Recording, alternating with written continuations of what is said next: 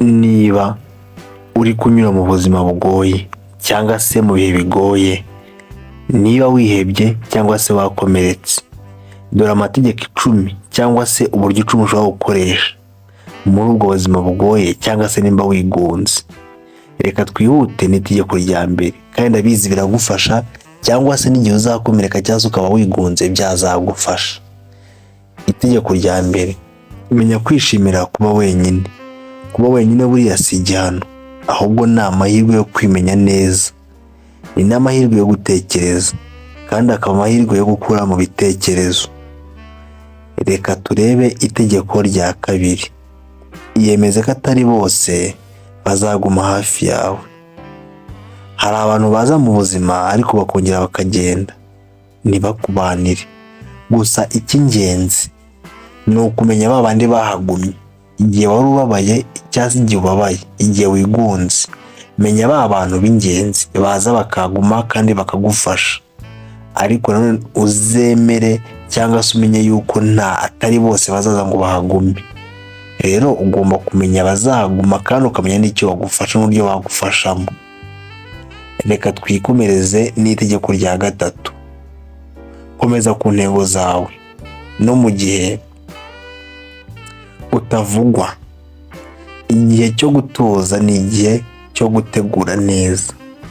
Komeza gukora niyo waba ntawe ukureba, ukomeze ukore, kuko ubundi tuzi ko abantu benshi bageze ku bintu byinshi, baciye mu buzima bugoye, kandi abenshi baza bavuga ko ubundi never give up, kutava ku izima, yuko ariyo ntwaro ya mbere bakoresha kugira bagere ku ntsinzi yabo.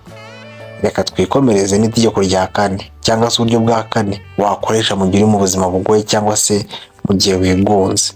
Gusa niba wabikunze dukore subscribe. Impamvu ya kane cyangwa itegeko rya kane, reka guhata abantu urukundo kandi rutabarimo.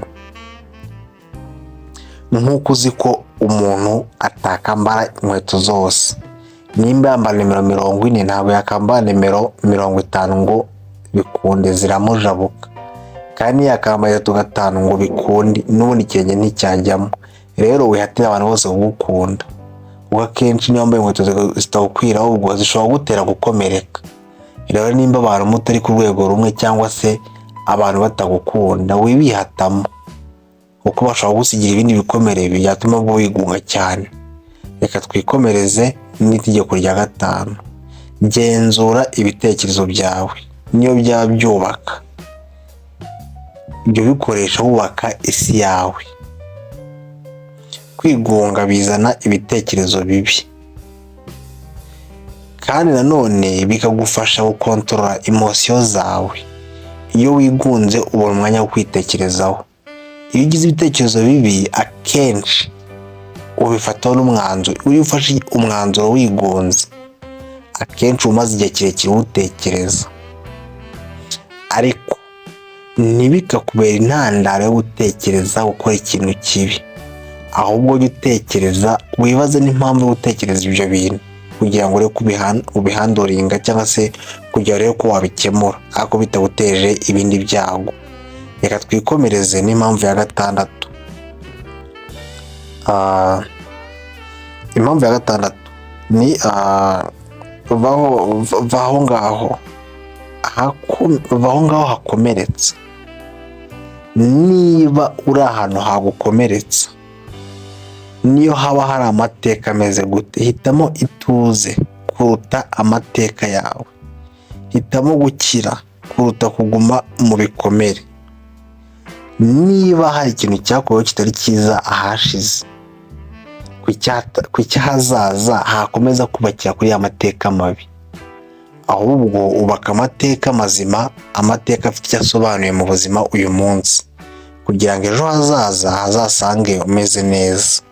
Reka twikomereze n'impamvu ya kabiri cyangwa itegeko rya karindwi, rinda umutuzo wawe birenze ibindi bintu byose. Buriya iyo wigunze, umutuzo uruta byose, uruta inshuti, uruta ibitekerezo birimo urusaku cyangwa se ishimwe ridasobanutse. Waho kugira ngo ushimwe ushimwe ariko wigonze, n'ubundi kugushima umuntu ashaka gushimira ariko uri mu byago, iryo shimwe ntabwo ryumva. Rero hari abantu benshi baza baje kugushimira mu gihe wigunze kugira ngo bakwereke yuko hari ibyo bagezeho, wongere ubabare ukomeze wigunge. Hari n'abandi baza bakugezaho ibitekerezo byinshi, nyamara ibyo bitekerezo ari ibigira ngo ukomeze ufokasinge kuri bya bintu bikomeze bikubabaze. Rero rinda umutuzo wawe birenze byose kurusha ibindi bintu byose. Reka twikomeze n'impamvu ya 8. Ba wihanganye ku rugendo rwawe. Ibyiza bifata igihe. Kuba uri wenyine uyu munsi ntabwo ari uko bizahora ariko bimeze. Kuba uri wenyine uyu munsi ahubwo ni amahirwe yo kwitekerezaho, bigatuma ufata umwanzuro wabanje gutekerezaho inshuro irenze imwe. Bikoreshe, ejo bizabyara ikintu kizatuma abantu bose bakwifuza. Reka twikomereze n'impamvu ya 9. Ntuzigere ureka kwizera agaciro kawe.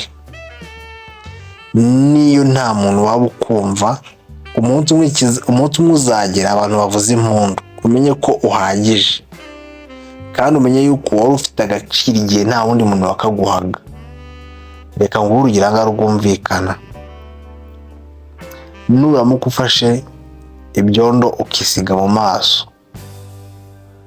abantu nibakubona bazabona ko ufite umwanda, ariko njye nibambona bazabona ko mfite isuku. Abazambona ntambutse ntabwo bazantekerezaho ibintu byinshi bibi. Hari n'igihe batabona yuko ntambutse, ariko wowe wisize ibyondo ugitambuka bazahita bamenya yuko utambutse.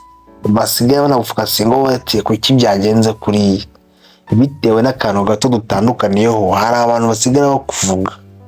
Rero ntuzigere ureka kwihesha agaciro cyangwa se kwizera agaciro kawe, niwo uzakihesha nta wundi muntu uzakaguha. Reka turebe itegeko rya nyuma, ari naryo risumba yose: gusenga Imana kandi ukizera. Iyo uri mu byago, abantu benshi nibwo bibuka gusenga bakibuka Imana, ariko hamwe no kwizera ibintu byose birashoboka. Rero ijambo ry'agaciro, hari igihe uba ugomba guhagarara wenyine kugira ngo werekane yuko ushoboye. Kabone ibihe bigoye byose waba urimo. Igihe uri mu bihe bigoye, ntukumve yuko wakoze amakosa, ahubwo ayo makosa arajya gufasha gufata imyanzuro y'ahazaza. Jya uyigiramo kugira ngo ufate umwanzuro muzima.